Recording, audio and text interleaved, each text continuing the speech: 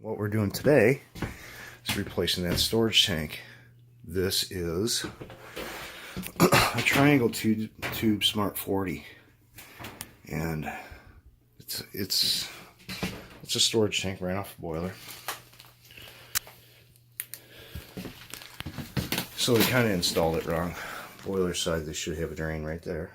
Drain my boiler side. I'm fine with that. But if you look,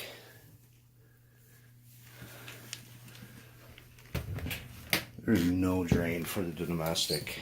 Nothing. I called the manufacturer. Said, does this thing have a drain? That's a big company. Triangle tube. Boiler. Does it have a drain? And they tell me no.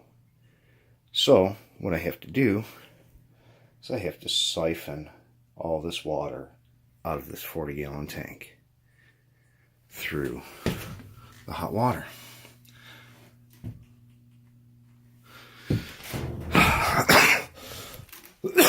Like I got time to do this.